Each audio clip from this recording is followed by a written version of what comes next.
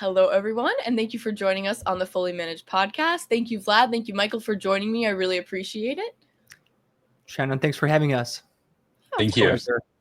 Thank you. So today we're going to start with a game, get these creative juices flowing, get excited about, being co-founders working together. I'm sure that that's always something to navigate through. So this game is called Whose Catastrophe Is This? So I'm going to give you a bunch of scenarios that may have happened to you, might happen in the future. And you guys are going to tell me which one of you would deal with the problem. Okay. Okay. Sounds good. Let's go. So, okay, first one. A major client threatens to pull their account over a miscommunication with the sales team. Who deals with this? Vlad will deal with it. Yeah. By the nature of what I'm doing right now. So yeah, 100% me. Beautiful. We are kind of switching. So I was head of sales originally for a couple of years. And then Vlad stepped in. So it's one of the great things about having co-founders that are generalists. You can pretty much switch every couple of years, and it gives you this fresh perspective on the team. Plus, obviously, when you do this, when you're running your business for like 10 years, it's very difficult not to burn out, right? So you probably burn out and you don't just know this, you don't realize it, but you do. So by switching the hats, it really helps to just kind of feel like, oh, now I'm running a sales team. It's a new skill set. I want to learn it. So you're more excited often. Yeah, I actually really like 100%. that. It's a very progressive way of looking at things, because I think that a lot of people are like, if you're good at something, you should just do that forever. And I don't think that ever makes people very happy unless it's something that is, That's true. Maybe their favorite thing to do. And honestly, a lot of times when something is someone's favorite thing to do, it's once you make it into a work thing, maybe it isn't as exciting after you're doing it for so long. So it's cool that you guys are able to switch around.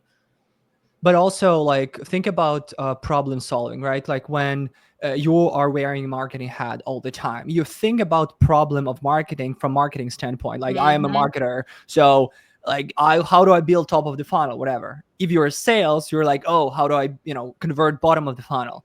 But only when you transition from sales to marketing, from marketing to sales, you can actually care about both top and the bottom. So you can think about the full funnel, right? So a great thing about being a founder, and you can actually dive into so many different aspects of the business. Then you can then you can pull experience from one side of the business to another, and in this way, the problem solving skill it's much more developed than just with one aspect, right? Yeah, no, that makes 100%. Actually, one more thing to add on top of that, it's always good to have a fresh perspective on whatever you're doing. It's have a fresh breath, and it's always helpful.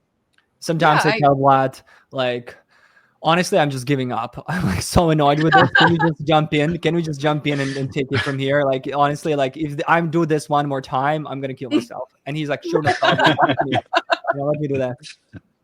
No, I completely understand that. I think that when you're in a certain mindset for a really long time, it's hard to think of new ideas. It's not necessarily that you're not good at that position, but it's just that you need a different person to talk to you about it, even if it's just talking to them. But switching positions entirely is something that is even more interesting, because you have like a completely different perspective coming in and being able to come up with new ideas, which, may prove to be really successful. We have our next scenario. Okay, so your CRM completely crashes during a high volume email campaign and no backups are working. Whose problem is this? I don't know. We can both handle it, but probably it really depends again who is in charge of what in that current moment. So, and again, also depending on the difficulty, I guess if it go to extreme difficulty, and I have my kind of unique ability to solve extreme things, and before that, probably Michael can handle anything. Yeah. So it's gonna be the answer is we have a marketing team that I'm in charge of. So yeah, we're gonna solve it within marketing team. So it's gonna be me. Perfectly fine. It's also fine to work together. You guys can say both of you if you'd like. Yeah. All right. Next scenario, you get a last minute invitation to pitch Belkins in front of Fortune 500 execs, but only one of you can go. Who goes? And Michael, you see his environment where he is doing this webinar podcast. Sorry, Right. it's the deal for that kind of meetings. I'm into it. Yeah. Are you? But Vlad will make the deck. So Vlad will create the deck. He will put it together overnight and with the team, and then we together gonna refine the numbers, share some ideas, and then I might pitch it. Yeah. Yeah. Yeah. But I think like it rarely happens. Most of the time, if there's a pitch, then Vlad is there.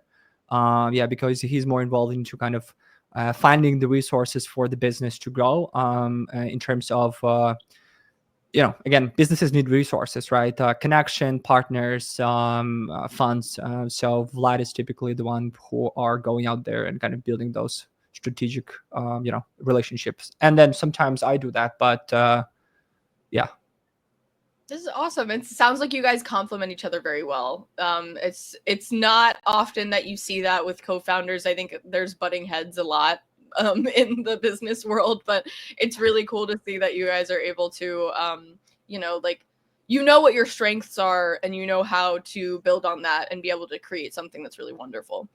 Yeah, I think the ego thing Cool. is very important here, right? So when the other person doesn't take it personally, right? So because we are all people, we have a good day, a bad day. I can have a flow, I'll be out of flow, and it's important just to kind of be there for each other, support, but then also you have a good day, you do that. I can do this, I can step in. So just kind of change it. It's like in any relationship, right? We just kind of switch and share and kind of support each other without putting yourself in front of the other person. But and when you do, both of you do that, then you just have this amazing relationship going on. So do you 100%. guys ever disagree? Has there ever been a point where you kind of like strongly disagreed on some kind of business decision, and like how do you work through that when that does happen?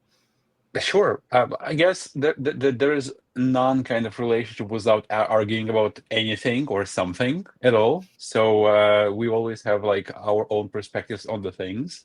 So, and this is the good thing why we are switching our roles over the time with working with the people, because they have different like points of view.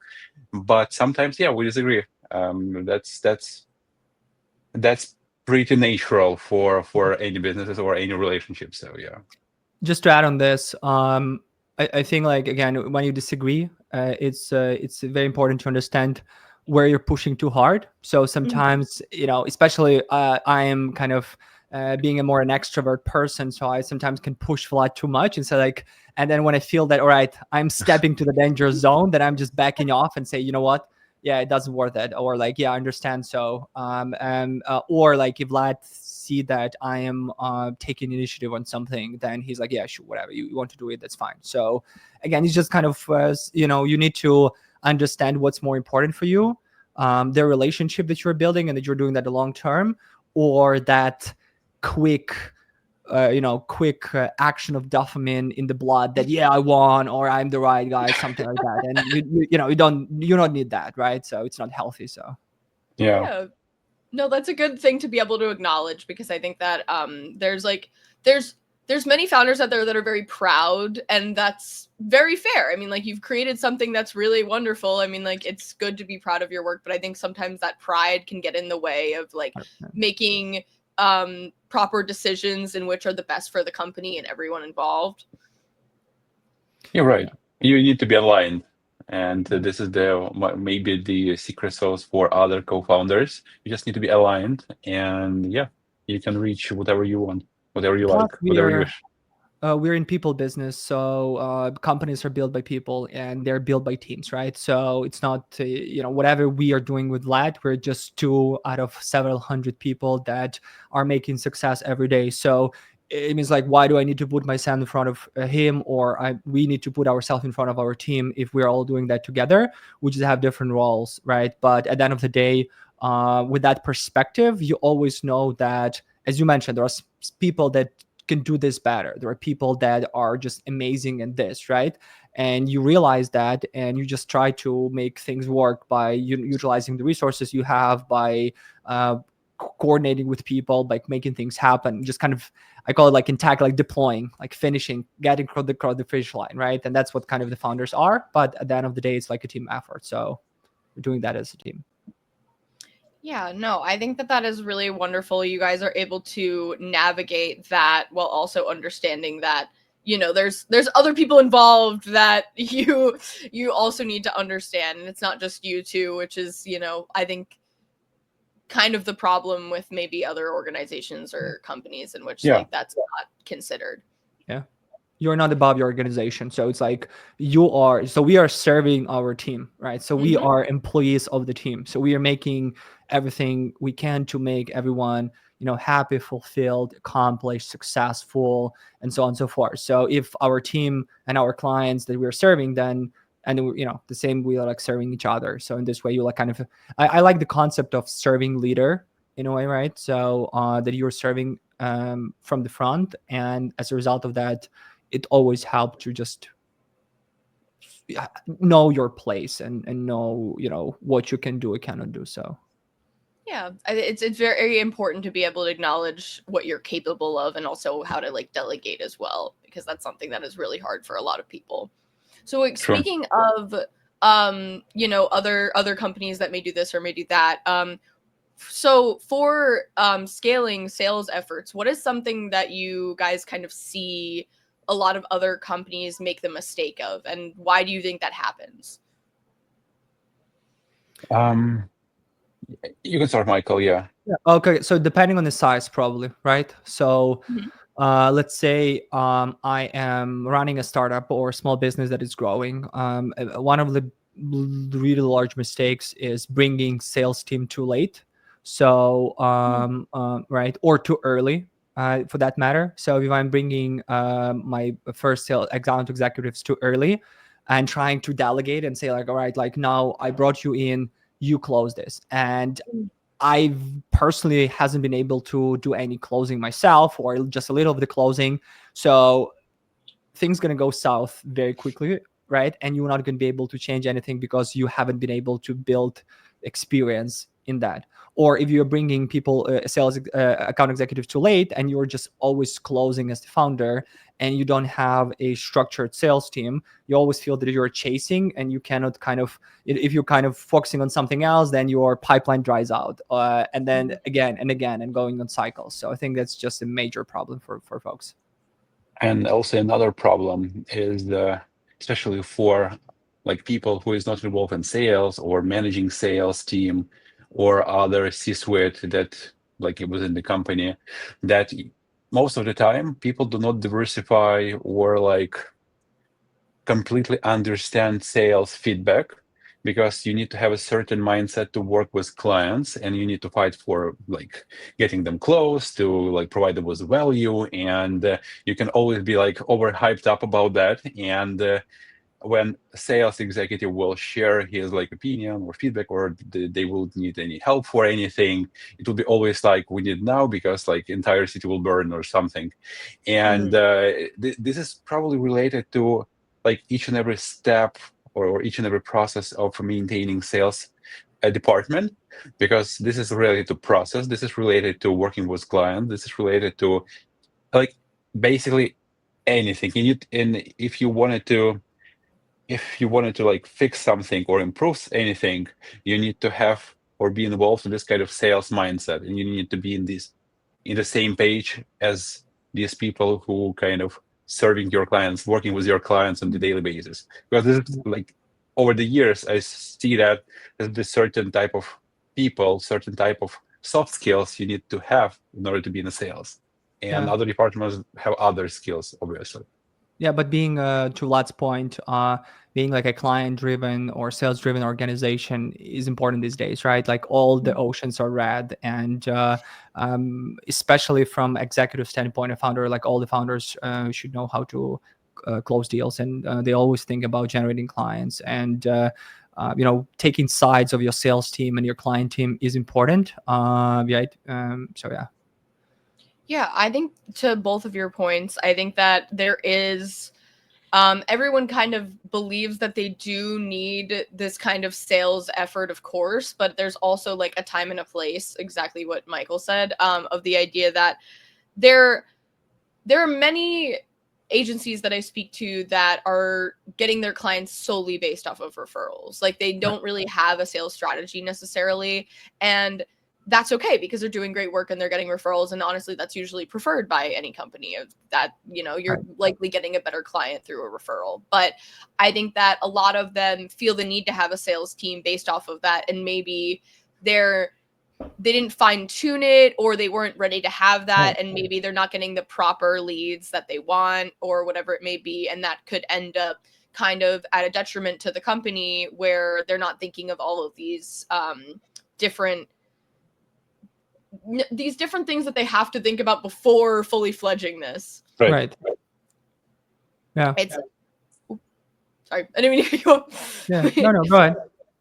But yeah, I think that it's something that a lot of people don't acknowledge is that there's a lot more to the process than just adding a team member. It's something that it's also like that founder who may have been doing the sales approach this entire time. They have relationships with these people that they might be passing on to a sales rep, which is not necessarily the best thing because, you know, this is inorganic. Like it's not something that you know, like they might not know enough information about this person, or it might not feel authentic to that possible client or that prospect because they don't know this new person that they're being in contact with. Yeah, that's right. Do you guys have any unconventional strategies that you've kind of used in your process that actually went surprisingly well? Or maybe if you have a good story of one that didn't go well, that's also, I'd love to hear about that. For sales strategies, for building a pipeline? For sales strategies specifically. Right. So just kind of closing, you mean client closing? Like an outbound strategy. Oh, okay. An outbound. Right. Oh, yeah. So obviously we've done all the outbound strategies you can imagine, you know. So over the years, like we're the first, you know, we're early in the game where you can actually send 100 cold emails and get, you know, 50 responses, right? Because all the emails land in the inbox, and you know, everyone is sending out HTML type emails. So if you send a short sales message, then everyone is like, oh, what is that? They probably a person sent that, right? Like not the cadence. Like no one knew what the cadence was, right? Back in the day. And now, you know, you have cold emails landing to your inbox hundreds a day, right? So if specifically talking about like an interesting outbound strategy, like I mean, Vlad, we've been one of the best in the cold email game for a long time, and yeah, we've sent some interesting emails. Like for example, I could create a template where in that template I kind of message you something like, hey Shannon, and you're my assistant, like, hey Shannon, can you reach out to Vlad about you know, about the, you know, the meeting with them, because we've just closed this amazing value for a client of ours who is in Vlad's industry, so I would love to show him and maybe talk with his organization. When you book a call, let me know. So I kind of create this template, and then I kind of put that in on the bottom of the email, and then I send like from on your behalf, like, hey John, I'm writing you on behalf of Vlad, and we wanted to book a meeting with you. Let us know when you're available. And then you see my kind of message that, you know, my message to Shannon in a way. And this is a template, right? So I can just put the variables as all like, so if everyone's thinking that I am messaging my assistant to reach out to those people, right? But actually it's just a template, right? And then you just have a lot of variables, a lot of like, and then the subject could be like, Vlad asked to reach out to book a meeting. And then you open like, you know, book a meeting about what? And then you read my message to you, and then you're like, oh yeah, makes sense. And you respond. So yeah, just one of the examples. I really like that one because that's really making me think about all the emails that I've received back from you specifically. Was it just you this whole time? You're revealing your secret sauce. Yeah. Oh, you mean that you've chatted with our assistants? Yeah. No. It's like for cold email. It's for cold email mainly, so not for coordination. Yeah. No, I appreciate that. I mean, it's understandable. I mean, like everyone's busy as well, so it is really helpful to have that kind of automation for something that, you know, I don't think it's impersonal to create a template that seems personal, because that, I mean, you're still thinking about that. You're just not necessarily, you know, you might not have the time to send out personalized emails every time, but something that seems personal is still, you know, it still shows some care in your process, which is important. Want to feel like. Yeah, but it's just one of the playbooks, right? You can have hundreds of them. It's just depending on who your clients are, what, you know, channel they prefer, you know, what time of the day you want to be, or like generally, you know, what kind of message they prefer, right? You can go with the more formal, more informal. You can have more personalization. You can have more relevancy, right? Like I received so many cold emails with like my partner, Alex, received an email saying, hey, you know, you and I both speak Italian, and then start using something like that, because that person found that on LinkedIn, Alex had like Italian as one of their languages, and it's strange, right? It's like, why does it matter? And then I'm with Salesforce, and then you follow up like, I'm with Salesforce, the CRM software, right? And you're like, yeah, why? So you can focus more on the relevancy. Maybe you're not going to be as personalized, but the relevancy of your message could be more emphasized, right? But again, I think it's just the playbook. I think you can go with very originals these days with like AI. But the question is like, do you need to be original, or it's better to go classic, simple message, relevancy, pain points? You need to be effective. Right. Exactly. So what's more effective? So. Yeah, the shared Italian thing is like, okay, there's so many people that speak the same language. It's like, there's so many lunatics. That's crazy. Oh, I get some funny emails. I'm sure not as many as you guys probably do as a founder. You probably receive an incredible amount of funny emails, which I would find very interesting to look at. Yeah. But it is very funny that people will find this like this common trait, but it has nothing to do with the point of the email. So it's not really like it makes sense to find something in common that's helpful to kind of relate to someone that's new or incoming. But if it has nothing to do with the point of your message, then it's not really helping your cause. And I think a lot of people miss that point. Yeah. But you also wanted to kind of to get your email open, right? Like how do you be the one who is actually get open and get responded to? So people are doing a lot of crazy things to kind of stand out, right? So yeah, some are more desperate ones. So I think you also don't want to lose someone as well, like in the process, because a lot of people will. I think most people, especially founders, because they're getting so many emails in their inbox, hate wasting their time. And to get a very simple hi, hello, or like something that 100%. Is not really. No one wants to have small talk via email. No one wants to have small talk really in general, but via email is that much worse. I got a cold call yesterday, and the person was calling like, "Hey, is this Michael?" It's Michael Maximov. Yes, that's right, Michael Maximov. Hey, Michael, and I'm Sahil, calling with this company. You know, we do lead generation and appointment setting, and he started that, and I was like, "Hold on, my Sahil." favorite. And I was like, "Hold on." I said, "Hold on. You do have what company I'm with, right?" Yeah, you're with Belkins. Like, yeah, Belkins. Do you know what we do? It's like, yeah, you're like a media company. It's like, oh, media company. Do you have a laptop in front of you, Sahil? It's like, yeah, sure. Can you go back? Can you go quickly and just open Belkins.io website? Like, just do that for me real quick. Can you do that for me? It's like, sure. Are you opening it? Yeah. And he's like, oh, so you're in lead generation. I said, like, yeah. Like, nice. Really? Like, you're amazing, by the way. So you handled it very good. But yeah, you're a good caller. But next time, just do the research.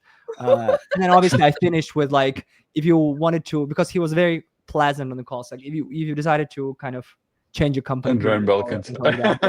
It's so funny. Yeah. Yeah, the wasted time of not realizing that you're literally calling a competitor or that you're calling some happens all the time. 5 minute, you know, not even probably 30-second LinkedIn look up your name. I think that would be Yeah, pretty. but it was like he obviously saw it. He probably had someone like sourcing leads that sourced us as the media company, and he was just on the call all the time. So, but the way he handled it, he was like the moment of silence. He's like, "Oh, Oh, this poor oh, guy. Well, speaking of miscommunications, you guys do deal with like a lot of global teams. Do you think that like how does a like cultural differences implement or impact the way in which you guys do outreach or relationship building? interesting." Actually, that's a good question, and there's a good answer for it. Obviously, we have a lot of teams across the continents, majority in the US, Europe, UK. So we are actually dealing with a lot of different cultural things. And there is a book actually about that called Cultural Differences. Not that creative book, but still good I'm one. gonna write that down. I love Diving deep into kind of examples how different, for example, head of sales from Boston going to working to Paris like to some French company, and how like she or he don't understand what's kind of happening with the French culture at all. And back in the US, she was a great like head of sales, like did their KPIs, but in French in Paris, it's completely disaster. She cannot like do anything about them, because even though how friendly like American way she's talking to the people, they just don't understand and don't want to like do the work, and they can like say whatever they like, and she can like for example, they will say like, we will do the job, we'll do the meeting, we'll close this quarter. Okay, that's it, and no one do nothing. So there is a lot of that examples in that particular book. I strongly recommend that, and how we handle it. So maybe since we are from day one, like as American company working with American clients, we like Michael and I especially, we cultivating culture that we are, no matter where we are, we actually sharing the same values, same vision, mission, and this actually important thing to the company eventually, and everyone aligned on particular like goals or OKRs or particular like metrics, and eventually it's like serving our clients the best quality of work results and everything. And I think that's the main connector for everything, no matter where you are, like in California or in London or in Singapore, whatever. We have about like 95% of our clients are US based companies. So, we're at the end of the day, our playbook is, American playbook. And although the teams are based globally, to Vlad's point, they're all are, our public holidays are US holidays. Like they work US hours, and we all or speak the same language, and kind of have similar kind of values mentality ish. And that's why the playbook is mainly with approaches and the specifics of how you do business in the US. Now, if you are, our client facing teams are mainly US based, and then the delivery team, they're also outside the US. We have a kind of a mix of roles, so kind of people from different cultures, from from England, from South Africa, from Ukraine. They can work together to kind of get that kind of culture, but they obviously bring their own specific cultural aspects into the play, which is great to kind of work together, right? You can kind of share those unique features of each culture, but at the end of the day, you still kind of leveraging that same playbook that kind of unite everyone under the same roof, which is, again, I think like the more unifying factors are in this company, the more everyone kind of is on the same page. Because as long as you start kind of dealing with like every different we are not as that big yet to be able to adjust the operation of the company within a specific location, because that might create uncomfortable conditions for the other location, right? And we are working in sync. So if one part of the company is not fully operational at the time the other company is, then it could be is miscommunication, which we don't want. So yeah, like speaking of that, how do you think like internal culture plays in the success of a sales driven organization? It's So the two things that are very important are three things actually. First, it's kind of celebrating wins, right? Like everyone is celebrating the win. So you're celebrating wins not only with regards to, oh, you close a new account as a sales executive, but also the success we've drew to a client. So so our account managers, SDRs, like everyone celebrating success across the board. So everyone everyone is seen and everyone is celebrated within the organization. This is very important across the board, right? The second thing is the open communication in terms of where we are at. So everyone in the organization have access to all the numbers in terms of like, okay, this is our objectives are for the months, for the quarter, for the year. This is where we are at. This is our pacing is at. This is what we do for clients. This is how we do it. And everyone through that over communication all the time, through weekly meetings, monthly, quarterly, digests, company newsletter, updates in Slack, like everyone kind of is on the same page, right? So these are two things that are kind of really embedded in the culture that allow us to kind of to move forward. And then the third one are the key values and principles. So we have a couple of key like 4 key principles that we're using to hire people. So we have a culture interview as one of our final interview processes, and then when we give feedback, we also are adhering to and referring to the principles. So if one of the principles is empathetic partnership, then if there's no partnership involved in a certain decision making, then it's against the principle. So we've got that feedback that also helps to kind of align the organization and kind of move forward effectively. And then I think like just the last thing is we never so when we think about the sales driven organization or growing organization, it's always an ever changing kind of transformation. So you always are transforming, you always are growing. It's never stable. So you always are, something is changing, right? So when you are taking you're taking sides and you say, all right, like we are client driven and we are obsessed with clients, but then for example your marketing or your sales teams are struggling because they cannot close all the clients they because because like you don't allow them, you have some qualification criteria, and that your top line revenue is suffering and the team are suffering and they're like, oh, we don't have a good condition. So the way you do it is, as the company is transforming, you're always are trying to wear a hat or change sides. So you always are saying, okay, so next couple of months we're going to be more marketing focused, and like, okay, how we can take a market, and then go to delivery team, and then go back to sales team, and then go back to the admin team. You always sort of like are trying to make this work like a flywheel.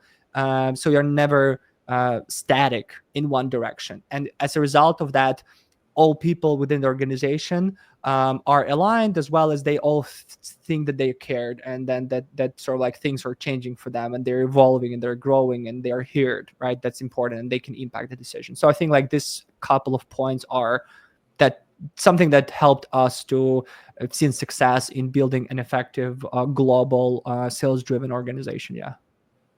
And there's one more thing, like last but not least, that everyone was like available for everyone. Like myself, Michael, we always available in Slack, email, like any chat, WhatsApp, and we always there for like any question, any help, and we like really like to jump on the call with people.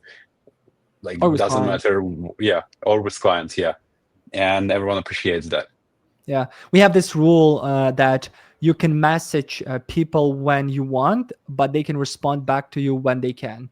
So it means that if I'm working in the US, like in Los Angeles, I'm going for a conference and I'm in the Pacific time zone and people are in Europe. So for me, it could be 3 o'clock and for them it could be like 10 p.m. or like 9 p.m., right? So usually for night, you have like a notification off type of situation, right? So you don't bother anyone. But if I'm working right now and I can message you, that's fine. So that's kind of help a lot. So you don't feel obligated to, oh, I need to respond to Michael, or like, oh, I cannot message that person because it's already too late. I'm doing that tomorrow. So you spend double time thinking about this today and then thinking about this tomorrow, which doesn't make sense. No, I really love that. I think that the transparency goes into that a lot, because that being readily available, but also, being able to respond when you can, and showing, respect to your team that will be in different time zones. You can't expect them to answer in the middle of the That's right. night. That's right. Yeah. That would be cruel. But it's also with that transparency, there's also that that evidence that you're working towards something at all times. Like, you have goals and they're aligned, so that Right. when someone doesn't answer, you're not like, oh, they didn't do work all day, or you don't have to like micromanage people or anything like that, which I think is like a good balance of, I know what my teams are doing at all times. All my teams know what is happening at all times, because when you have such a separation between teams and they don't really understand what one team is doing or working towards, I think sometimes there's this mentality of like, well, what are you doing if you're not answering my message? And that in our team, it's a bit different, just because every part of the company is so important for the other. So it's like, if our lead sourcing specialists are not sourcing leads, then the entire campaign is jeopardized. So like, if our SDRs are not booking meetings, then the clients are not happy. If account managers are not building strategies, then the clients are churning. If the sales team are not closing, if the marketing is not delivering the lead. So you can pretty much identify what's up in business just by looking what's not working, right? And because everyone knows that, oh shit, if I'm not going to do this, then I'm going to let other people go. And they're so supportive. They're really doing their best right now. They wanted success to happen. Then I need to change. So typically people are self-managed, they're self-motivated, and they really wanted to kind of push for the other people. They're doing that for them. So I think that's a great moment to end on, because we are a little over time, but I do think that was no, but I do appreciate that is how not only is like foundationally how your team is working, because that shows a respect for one another, but also the fact that, in order to be successful, you depend on people from other teams, because it's all part of the process. And it's easy to, when having that transparency, to be able to see what's working and what's not. And that's kind of all you're looking for, especially with people that are in so many different time zones. To be able to always see what's going on everywhere else is something that is really crucial. 100%. I really appreciate you guys joining me today. This was really fun. I never get to talk to co-founders, so I thought this was fun. It was cool to know the dynamic between you two, and the company in which you serve. I think that it's really amazing that you guys are able to work in the way that you do, and to be able to transfer roles and be able to, keep things spicy, that's right. Yeah. Thanks for having us, Shannon. It's been really great. Thank you, Shannon. Of course. Thank you so much. And thank you everyone for listening. We'd be nothing without you. I hope you guys were able to learn from Vlad and Michael like I did today. And thank you so much again. Thanks, everyone. Thank you.